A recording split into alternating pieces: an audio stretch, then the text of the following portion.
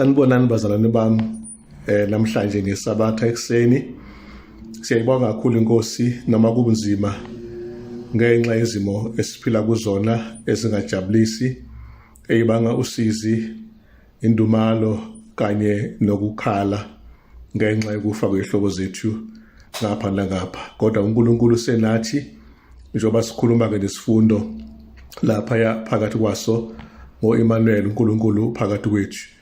Sizobuka ke namhlanje isifundo sethu sesithathu kule kota entsha enyakeni futhi omusha. Isihloko ke esisakhona esithi nje uma imhlaba wethu ubheda, noma ke uma ukuphila kwethu kubhekene nezimo ezinzima, when your world is falling apart. Yona topic ke le engicela sikhulekele phekwayo, sibheke indima nekhanda, siqhubeke nesifundo sethu ndawonye. Asenze njalo ke. Baba wethu mdali wezulu nomhlaba, useUnkulunkulu, asinayo omunye. Siyacela ukuthi usiphile siphephe kulesikhathi sibi sembubhiso yobhubhane COVID-19 nokunye ukufa okungathatha amathuba ngale mihla kusibulale. Sicela Nkosi mawuvuma sife kuhle, sifele kuwe, kodwa futhi uma ungasigcina kuzodlula isiphepho singajabula ngoba senomsebenzi ngokwethu sifisa ukuthi ke sithi ukuqhubha kulomhlaba bewudumo lwakho. Nasi ke isifundo sethu sesiqalisa ekseni, ake usibuseke isifundo sethu noma bonke abanethuba lokusifunda nokuba nalesi sifundo njengamanje besifunda kanye nami ngesikhathi ngoJesu ngiyathandaza manje kuzobe phakade. Amen.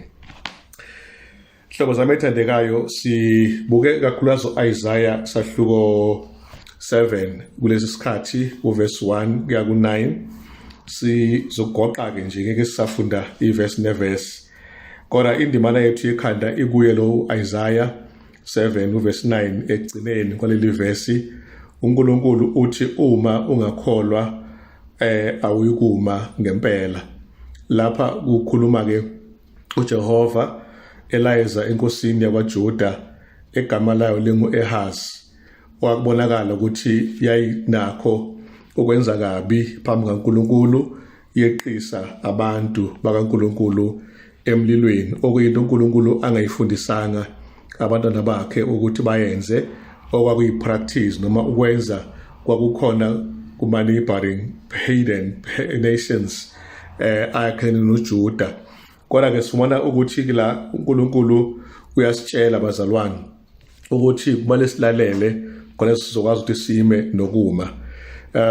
Lapha esingenisweni sethu nje sizwile indaba kakhoni naleso simo leso ayesibuka senzeka phambi kwakhe, la kuyinyoni ekwakumele sigcineke kwi-cage ziphuma nenja nayo okufanayo ibonakala isiphethe enye isinye sezilwane yayizama ukusihlenga ngathi sesivele sesifile. Kulokho kuchaza ukuthi ke izimo ezihlukumezayo kakhulu ziyaqhamuka bazalwane, kodwa uNkulunkulu uthembisa ukuba nathi leyo ndana ngizoyishiya nje injalo ezoqhubeka kakhulu naye.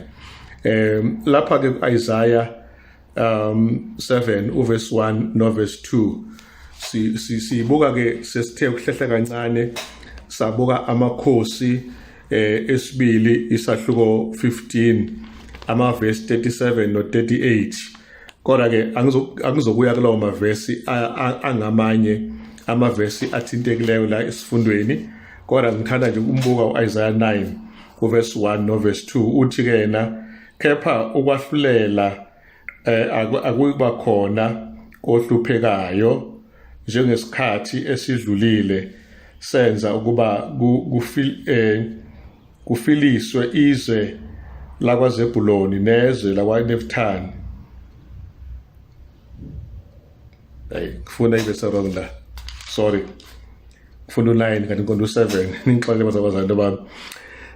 Kwathi izinsukwini zika-Ahazi indodana kaJotamu ka-Uziya inkosi yakwaJuda, uResini inkosi yase-Aram noPheka indodana kaRamaliya inkosi yakwa-Israyeli bakhuphela eJerusalema ukulwa nalo, kepha babengenakulinqoba. Verse 2, kwatshelwa indlu kaDavide ukuthi iAram limise kwa-Efrayim yayisiqhaqhazela inhliziyo yakhe nenhliziyo yabantu bakhe njengemithi yasehlathini ithuthumela ngomoya. Isifundo sethu ke nenkulumo nje ka-Isaiah kuhlangana kahle ekuthenini lenkosi uAhaz waJuda wethuka kakhulu, hayi ngayedwa kodwa futhi nabantu bakhe basaba bathuthumela njoba isihlahla sisaba umoya ehlane. Ekusabeni kwabo umhlaba wabo wawungamile ngendlela efanele, kodwa wabengebodwa ngoba uNkulunkulu wayenabo. Yilena ebethusayo amakhosi amabili azomhlasela usezwile abese ehlasela eJerusalema bese kenza lento abafuna ukuyenza lamakhosi esitshelwa ngawo la ngifunde khona amabili. Kodwa okubalulekileyo nje kakhulu lapha ukuthi kulowo mzabalazo loyo owawunje unzima kangaka abeke bamehlule uJuda ngenxa yokuthi uNkulunkulu wabe enaye uJuda. Lenkosi ke ehola uIsrayeli noma uJuda engu-Ahaz ayikholwa noma yenzi kahle phambi kaNkulunkulu, kodwa uNkulunkulu ubonakala eyivikela nabantu bakaJuda ebavikela yize bengekho esimeni sokwenza kahle phambi kaNkulunkulu. Siyakuphawula ke ukuthi wabe sefuna ikhambi lo baba lapha ku2 Kings chapter 16:7-9 nezesibili iKronike 28:16. Ikhambi lakhe ke kwaba ukuthi akhale enkosini yase-Asiriya igama layo linguTilgath-Pilesa wesithathu. Lacela khona ukuthi ngiyindodana yakho nginceke yakho ake ungisize namakhosi amabili ezongihlasela. Wakhipha nezipho ke ezayithambisa inhliziyo yokuba lenkosi ikwazi ukuba imlekelele. Isenzileke amahlazo phambi kaNkulunkulu, kodwa uNkulunkulu wabonisa ukuba nayo ebunzimeni ebebhekene nabo. Sitholile inselelo enkulu lapha bazalwane ukuthi kufanele kube khona ukukholwa nemisebenzi ukuze kupheleliswe ukukholwa kwethu. uJakobe 2:22 usho njalo, kanti uJeremiah 12:5 uyesabisa kakhulu ngoba uthi uma ugijima nabeyinyawo bemgundatshana bekukhathaza ngeke kulunge kwabamahashi. Usho ukuthi kwathi kuseyizimayana nje ezincane yatshengisa ukungamethemba uNkulunkulu lenkosi kwezinkulu ke izimo kuyoba njani-ke. Sengathi nathi singamethemba uNkulunkulu kwezincane izinto khona sizofunda ukumethemba naseyintweni ezinkulu. Masiqhubekela phambili sola isigatshana la esithi ke lapho sesibhekene nobunzima obesabekayo uNkulunkulu uthembisa uba kanye nathi. Sithola ke lapha kuthiwa ke attempted interception, la sibona khona ukuzama ukungenelela. Esikuthola ke lapha ukuthi uNkulunkulu wenza akwenzayo ngenhloso yokumkhuza lenkosi uAhabi, kanti futhi naye uPhisla lo wayezomsiza wayephiwe izipho ezinkulu basengichazile. Kodwa okukhulu kakhulu uNkulunkulu uyawakhubula umbuso kaDavide lona. uDavide nobabe nobudlaleke obuhleke engicabanga for that sake uNkulunkulu wabanaye wambhekelela uAhabi noJuda sonke lesikhathi ngenkathi kukubi.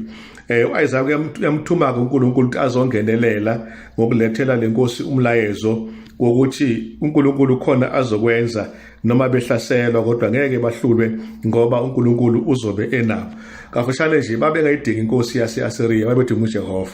Basithatha ke amandla abo noma isandla sabo basibeka emntwini bangasibeka kuJehova, okuyinto uNkulunkulu angayithandanga. Sinama options ke bazalwane esibekelwe wona. Eyokuqala i-option ukulalela noma unokukholwa noma ungakholwa nokungalaleli. Kufuneka sikhethe ke lapho ngicela ngithi ukukholwa nokulalela ukuze uNkulunkulu angihole. Leyo ndawana ke ebalekile. Uma sibheka ke eNhlanhla 7:4 kuya ku9 kunombuzo othi ke how did God's message address the king's situation? Ngabe umlayezo kaNkulunkulu ke ubhekana kanjani ke nesimo senkosi? Kafushane nje uNkulunkulu wamthembisa ngizoba nawe, ngizokuvikela, uma ukholwa nje ngizokwazi ukuthi ngikusize futhi uzokuma, angeke wehlelwe isimo lesi esinzima. Ileyo ndawana ke esiyithola igqama la kusahluko sethu sika 7. uma siyibuyisa nakithina ke bazalwane uyosivikela uNkulunkulu ngezikhathi ezibuhlungu uyongenelela thubele izwi lakhe noma inceku zakhe zizokhuluma nathi izwi lethemba zisiqinise endleleni. Sibona ke indawana engifuna ukuthi ke ngiyiphawule ebalekileyo another chance noma another chance elinye ithuba u7 to 13 lapha sibona uNkulunkulu enza into eyisimangaliso ukuziprove ukuthi ngempela uNkulunkulu wamathuba esibili Isaiah 7 verse 10 to 13. Inkosi uyinika ithuba lesibili isilahlile lokuqala kodwa lesibili uyayinikeza lo ukuthi ake ukholwe yimi ndoda ukuze ngikwazi ukukusiza. Sibona ke le ndoda ingakwazi ukubuyela izokholwa uNkulunkulu nasethubeni lesibili iyaliyeka ithuba lesibili. Isifundo ke sikhulu la ukuthi nathi asikayeka amathuba esibili asokhubuthi uNkulunkulu wakwazi ukusebenza ngoEsther wakwazi ukusebenza ngabanye abantwana bakhe ngoba babethembele kuye ngezikhathi eziphambili. Nathi namhlanje uNkulunkulu uyosebenza imisebenzi emkhulu ngathi uma amathemba ethu ekuye namathuba esibili esebenziseke kahle. Ake sibheke uverse 12 ke ukuthi yena uthini. Uthi verse 12 ke kepha uAhazi wathi angikucela futhi angikumlinga uJehova. Uthe uNkulunkulu ngoIsaiah cela kumina ungilinge. Akalingwa kuNkulunkulu bazalwane kodwa la ngokunika lenkosi ithuba lesibili wayinikeza ithuba lokuthi imlinge. Isifundo ke siyakuveza ukuthi ngongamlingi uNkulunkulu wamlinga uNkulunkulu ngoba wayefuna uNkulunkulu ukuthi amlinge ngalendlela ukuthi amethembe kodwa ngongamlingi kwakhe akamethembanga uThixo ngakho kumlingile uNkulunkulu ukuthi amathemba akhe awekho kuJehova nokuthi akaceli uma uNkulunkulu ethi akacele. Uverse 13 yena umbuzo uthi what is Isaiah saying here? Ngabe uthini uIsaiah na uverse 13 wayesethi ake uzwe wenandlu kaDavide kancane kuncane kuwe kuncane kuwe ukukhathaza abantu ukuze nimkhathaze noNkulunkulu wami futhi na. Umbuzo ke lona awubuzayo ukuthi cha konjalo qhubeka wenkosi ukhathaza uNkulunkulu ngoba leli ithuba lakho lesibili onikezwe lona. Into engiyiphawulayo nje ukuthi umsaka kaNkulunkulu uzigaxa mkhulu ngoba lenkosi unithuba lesibili nami nawe asifunde okuthile. Inhliziyo zethu mayingasindwa ubuhlungu nosizi kodwa asethembe ukuthi uJehova oNkulunkulu wethu uzoba nathi ngazo zonke izikhathi zokuphila kwethu. Masiqhubela kancane nje phambili sola isigaba esithi ke sign of a son. Isibona leso sendodana. Uyazi ke la ekwakhona ngathi uyadidadida kancane umbhali uma kungathi ukhuluma ngenye indodana esingayiqondi nathi ukuthi ubani manje lo. Kodwa ke cha uma usufunda uyaphambili athola ukuthi hayi bakithi uIsaiah 7 verse 14 ayikho enye indodana ezalwa intombi qanje igama kaEmmanuel kuphela nguJesu. Siyabonga kakhulu uNkulunkulu ngokuba sithole ukuthi wanikezwa uphawu lo lenkosi lokuthi kuyoba khona indodana leyo ndodana leyo gama layo kwakuzoba nguJesu Christ. Khona kamaphuzu abekiwe la elokuqala ke lithi ngenxa yokuthi mhlawumbe ngifunda nje because the word for woman a young woman refers to a young woman of marriageable age. Ushuthi ke lenkulumo masingayichaza ikhuluma ngowesifazane esigabeni sokuthi usengashada ukuqala. Okwesibili some suggest that Emmanuel is Hezekiah son of Ahaz who became the next king. Abanye becabanga ukuthi lona Emmanuel Hezekiah ndodana kaAhaz and so on. There's so many other factors here. Kodwa imicabango yabo yayiceleni ngoba obekuyikhona kuyikho ngempela ukuthi uNkulunkulu lo uma ekhuluma ngendodana ukhuluma ngobani ngoMesaya ongobani igama lakhe onguJesu oNkulunkulu phakathi kwethu. Uma sisuka lapha siyaphambili sokhuluma kabanzi ngaye lo Emmanuel kodwa ke simela okwamanje mhlambe sithatha ikhefu uma uthanda incane nje bese siqhubeka futhi nenkonzo yethu. uNkulunkulu ukanye nathi Isaiah 7 verse 14 ithi ke ngalokho inkosi uqobo iyakukunika isibonakaliso. Bheka intombi yakukhulelwa izale indodana ibize igama layo ngokuthi uEmmanuel. Bazalwane lapha uIsaiah uyaprofetha iminyaka ngeminyaka about 750 years before kuzalwe uMaria unina walengane enguJesu. Isimangaliso ke ngempela isiprofeto bazalwane umlando ongakenzeki prophecy is history in advance. Lo mlando ungakenzeki futhi ungakenzeki kuseneminyaka uba wenzeke. uNkulunkulu owazi ngaphambili uyabikezela. Isiphrofetho siyisibikezelo, siyisimemezelo, siyibika lezinto ezizayo. Yilonto kancane nje isihlobo engithanda ukuba ke ngichazeke. Lapha ke njengamagama onke ahlukeneyo anamagama nje basisho isifundo sethu negama uEmmanuel ligama elinencazelo lichaza ke ngesiHebheru ukuthi God with us. Kodwa ke mase kukhulunywa ke ngendlela ejwayelekile kuthiwa ke God is with us, uNkulunkulu unathi. Mhlawumbe ake ngihlaziye ke la ukuthi igama elithi uJesu ke bazalwane uma silibuka ngesiHebheru uYehoshua okuchaza uJoshua, Yehoshua, Joshua ngesingisi Yehoshua ngesiHebheru bese ke kuchaza ukuthi uNkulunkulu usindiso noma uNkulunkulu uNkulunkulu nathi futhi ungusindiso. Ngiyabezwa kabanye sebefuna ungambiza uJesu ngoJesu, bafuna ukumbiza ngalo Yehoshua lo. Angisho ukuthi ku wrong, kodwa uJesu nje bafethu ngoba phela isizulu lesi sisikhulumayo. Uma usukhuluma ngoYehoshua usungena esiHebherini awungcono kunami mina ngibiza ukuthi uJesu ngoba sichaza into efanayo. Musuku sikhathaza kakhulu kube sengasifuna sikhulume isiHebheru noma sikhulume isiZulu. Leyo ndawana ngiyabona abantu bafuna ukugaxisa nje emsindweni kuzobe khona idebate engenangqondo. No, Jesu kumi lapho bazalwane. Ingakubeke indaba kusemqoka ngani ke lesithembiso ukuthi uNkulunkulu nathi naye bazalwane.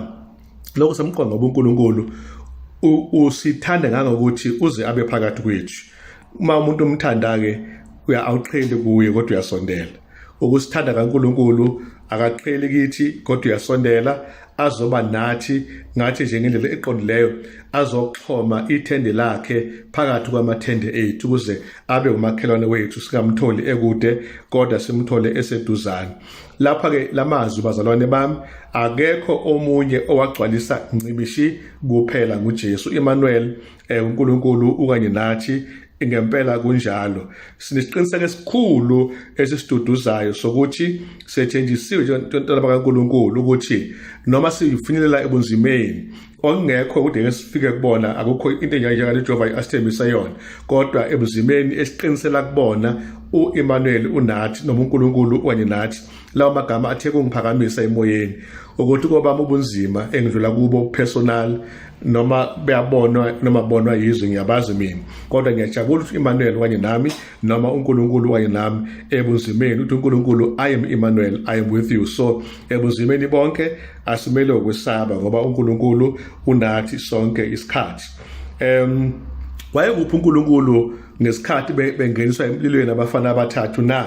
Waye Emmanuel, waye kanye nabo. Wayekuphi uNkulunkulu uma uDaniel efaka emgodini ngonyama? Waye kanye naye. Wayekuphi uNkulunkulu uma uStefane ekhandwa ngamatshe? Waye naye. Okumnandi ke engicoshile lapha ukuthi nakuba uStefane akhandwa ngamatshe wafa, kodwa wabona inkazimulo kaNkulunkulu mayiphakamisa amehlo, wabona uJesu emi kwesokunene sikayise. Ngiyajabula kakhulu lapha engicaphulile mangifunda ukuthi nanxa uMojesu enyukela ezulwini wafika wahlala kwesokunene sikayise, kodwa uma sekubukhuni kubantwana bakhe uyaphakama uJesu ame. Nokho ukuma kwakhe for uStefane wama wangamsindisa ukuthi angafi, kodwa wama kumnika imoral support ukuthi ebuzimeni udlula kubona ngikhona nguEmmanuel kanye nawe, noma uzofa kodwa uzofela eqinisweni, uzongifela mina. Ngakho ngiyajabula kakhulu ukusho ukuthi lo Jesu ohleziyo kwesokunene uJesu ophakamayo ngezikhathi ezithile. Umkhuleko wami ukuthi nami angimele uNkulunkulu ebunzimeni engidlula kubo ukuze akwazi ukungimela naye ngezikhathi ezibukhuni. Angimele uNkulunkulu sonke isikhathi. Uma sihlabela ke phambili sesiya ngasekugcineni siyathola ukuthi igama lakhe liyakuthiwa nguEmmanuel, uNkulunkulu unathi. Lokhu kukhanya kololu lwazi ke sibone inkazimulo kaNkulunkulu ivezwa ebusweni bukaKristu kusukela emhleni yaphakade. Inkosi uJesu Kristu wabe enoyise, wabe umfanekiso wakhe, umfanekiso wobukhulu bakhe nobukhosi bakhe, nelenkazimulo yakhe ekhazimula ngokukhazimula okukhulu. Wabonakalisa inkazimulo uma eza lapha emhlabeni omnyama ngenxa yesono wambula ukukhanya kuthando lukaNkulunkulu ngoba uNkulunkulu ezoba nathi. Ngakho-ke siyathola futhi ukuthi kwaprofethwa ngaye kwathiwa-ke igama lakhe kuzothiwa-ke u-Emmanuel. Incwadi ngebe ngiyicaphuna It's Out of Ages ipheji ngu-19. Bazalwane, iBhayibheli sesilifundile lala mazwi kumoya West Prophet siyawafunda, ayalumbana la mazwi, ayahlangana la mazwi, ayafakaza ukuthi kuko konke okwenzakalayo duduzeka ngoba uNkulunkulu uNkulunkulu wamathuba esibili, uNkulunkulu liphethe ikusasa lakho nelamleleni zakhe, and uNkulunkulu ungu-Emmanuel, uNkulunkulu nathi ebusweni benkosi. Uma ifika lapha emhlabeni sabona ubuso bukaNkulunkulu emnyameni bomhlaba esikuwo. Uma inkosi uJesu yehla yaveza ukuthi uNkulunkulu uyakhanya ngothando, uyabathanda bantu okunguwe okuyimi. Ngakho-ke asinalo uvalo lokuphelelwa ngamandla ngoba unathi u-Emmanuel, khona akuhambi kahle leyo mangivume izimo zibukhulu ngayo yonke futhi indlela, kodwa uNkulunkulu uthi masikhole nguye siyakuqina noma siyakuma. Ilawo mazwi engiwathandayo namhlanje. Ngakho-ke uma siqhubeka futhi i-Prophets and Kings page 329 yona ithi-ke ngaphandle kombuso kaJuda u-Ahabu wamukela umlayezo ovela ezulwini. Noma-ke embusweni wakwaJuda u-Ahabi wamukela umlayezo ovela ezulwini. Ngokukhetha ukuyama engalweni yenyama wafuna usizo kubahedeni. Kanti singathi lapha-ke izwi lokutshengisa ubuntekenteke alikhuluma kuTiglath-Pilesa wase-Asiriya. Kwakumele lokho athembe uNkulunkulu, angathembeli kuye. Ngibeka nje nami ngamazwi ami kafushane lapho noma ngicaphuna, kodwa ngibe ngifake namazwi ami lapho. But-ke let me just go on here. Uthi lapha kuNkulunkulu amazwi la asho ile ndoda uthi ngenceku yakho mina woza kuzongisiza inkosi yase-Asiriya. Ozongisiza inkosi yase-Asiriya iyangihlasela kanye no-Israel. Lapha la amakhosi esibili 16 verse 7. Lesicelo sakhe-ke lesi sasihambisana nezipho-ke ey'cebile zivela-ke engcebeni yendlu yasebukhosini noma kwithebuli likaJehova. Kodwa okusemqoka nje bazalwane bami kuko konke lokhu ukuthi uNkulunkulu unathi. Ngakho-ke masingesabi-ke ngoba sinaye uNkulunkulu uBaba u-Emmanuel, uNkulunkulu unathi. Mase sigoqa-ke la kuthiwa uNkulunkulu waletha inkosi engakholwa esimeni esasiyenza uba yenza isinqumo esibukhulu ngokukholwa noma ngokungakholwa. Lowo umbuzo ukukholwa noma ukungakholwa na kusho ukuthi inkosi kwafuneka ikhethe ukuthi ngizokholwa noma ngeke ngikholwe. Inkosi u-Ahazi okuyisinqumo namanje sisamile phambi kwakho naphambi kwami, sizokholwa noma ngesikholwe kuJehova na, sizothembela noma ngeke sithembele kuJehova, sizocela noma ngesicele kuNkulunkulu. Kuthiwa lapha-ke even though the Lord offered him any sign that his imagination could devise, he refused to allow God to demonstrate a reason why he should believe. Nanxa uNkulunkulu wamnikeza izibonakaliso ezazingenza ukuthi amethembe uNkulunkulu, wala ukuba abone izibonakaliso ukuthi kungani kufanele akholwe. And ngalokho-ke kuthiwa-ke kunalokho-ke wayama-ke kumngani wakhe okuyinkosi yase-Asiriya. Sesiphetha-ke bazane phambi ukuthi ngikhuleke ngithe-ke mina uma ngiqeda kade uNkulunkulu umhlaba wami awumile neze kahle. Ngicela Nkosi Jehova omkhulu ungihole Jehova ukuze ngingalahleki endleleni. Kungaba indlala, kungaba ukuswela okunhlobonhlobo. Uthi uPawulu akhonto engasihlonze nothando kaNkulunkulu lokuKristu uJesu. Akuzokumlahla nami uNkulunkulu, ungamlahli nawe kwezakho izimo ezixakile. I know uxakekile nami futhi ngicela wazi ngixakekile, kodwa sisonke sinoNkulunkulu owaziyo ukuthi le ngxaki esibhekene nayo iyophela kanjani. Ayibuseke kusifundo sethu, ungakhohlwa-ke uma umhlaba wakho ubhimba woza kuJehova ukhole nguye uzophumelela. Inkosi kusisifundo sethu-ke manje ngoJesu masiwale ngomkhuleko. Baba lomuhle osezulwini, uma sikhulekela ukubhala isifundo, siyabonga Nkosi ukusifunda. Sicela kube nathi kuleli viki elizoqala ngokuphela leli sabatha, wenza umoya wakho ongcwele ukuthi asiqhube uma siya kwisifundo seviki elisha lesi, kodwa naso masibe nento esiyicoshe kuso ezohamba nathi. Ihlale njalo, kakhulukazi ukubonga amathuba esibili osipha wona nokwasebenzisa amathuba esibili njengoba iqhamuka kuthina. Sibuselele isifundo sakho-ke nawonke abasilalelayo ngoJesu, ngiyakhuleka kuzoya phakade. Amen.